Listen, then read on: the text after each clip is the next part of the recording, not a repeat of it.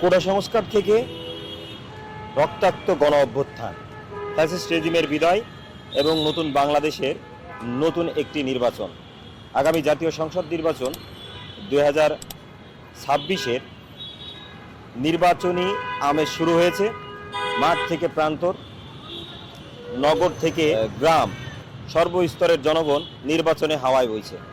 অতীত পরিসংখ্যান এবং দেশের ডাটাবেজের পরিসংখ্যানে দেশের সবথেকে বড় এবং আগামী নির্বাচনে সম্ভাব্য ক্ষমতা প্রত্যাশী এবং রাষ্ট্র ক্ষমতা গঠনের সবথেকে বড় দাবিদার জাতীয়তাবাদী দল বিএনপির চেয়ারপারসন তারেক রহমানের নির্বাচনী আসন ঢাকা 17-র আমি এই মুহূর্তে অবস্থান করছি।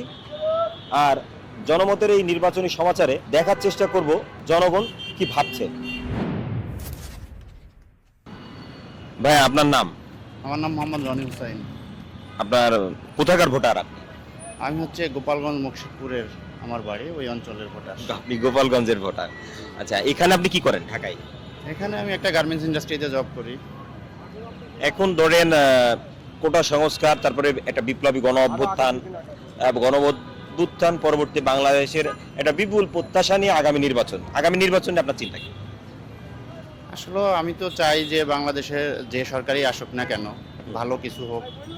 আমাদের যানমালের নিরাপত্তা, দ্রব্যমূল্যের দাম, হ্যাঁ, যে আমরা যারা প্রাইভেট জব করি তাদের জব সিকিউরিটি ব্যবস্থাটা, আসলে এগুলোই চাই। যেই আসুক না কেন এটাই আমার মেইন প্রত্যাশা, যে এইগুলোর প্রতি যেন একটু নজরদারি করে। আপনি আগামী নির্বাচনে কাকে ভোট দিবেন বা ভোট দিতে যাবেন কিনা, নির্বাচনের পরিবেশ কেমন দেখছেন? আসলে এখনো পর্যন্ত আমি ওইভাবে ডিসাইড করিনি যে আমি কাকে ভোট দিব। ভোট তো অবশ্যই দিব, যেহেতু আমি বাংলাদেশের নাগরিক, আমি ভোট কেন দেব না, অবশ্যই দিব। এখনো পর্যন্ত ওইভাবে ডিসিশন নেইনি। আপনার বাসা তো গোপালগঞ্জ, সকলের প্রত্যাশা। আপনার এলাকায় কি পরিবেশ দেখছেন, নির্বাচনী আমেজ আছে কিনা? আসলে আমার এলাকায় যদি আপনি পার্সেন্ট করেন, দেখা যায় 80% লোকজনই আওয়ামী লীগের ভক্ত। তো আমাদের এলাকায় এখন নির্বাচন বেশ জামাত বিএনপি সবারই বেশ চলতেছে, সেই লেভেলের আমেজ আছে আর কি এখন আমার এলাকায় আর কি নির্বাচনের। তার মানে গোপালগঞ্জে নির্বাচনী আমেজ আছে বলা যায়। সর্বশেষ যদি কিছু বলতে চান নির্বাচন নিয়ে সেটা বলেন। আপনি এই মুহূর্তে অবস্থান করছেন ঢাকা 17 আসনের এরিয়ায়। এই এরিয়ার ক্যান্ডিডেট হিসাবে আছেন বিএনপির চেয়ারপারসন তারেক রহমান।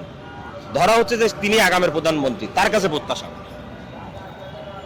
আমি তো আপনার প্রথমেই বলে গেলাম যে যেই আসুক না কেন ক্ষমতায়, সে তারেক হোক, সে জামাতের আমির সাহেব হোক, আমাদের একটাই চাওয়া যে আমাদের দেশের যে সাধারণ নাগরিক যারা আমরা আছি, এদের জানমালের নিরাপত্তা প্রথমে।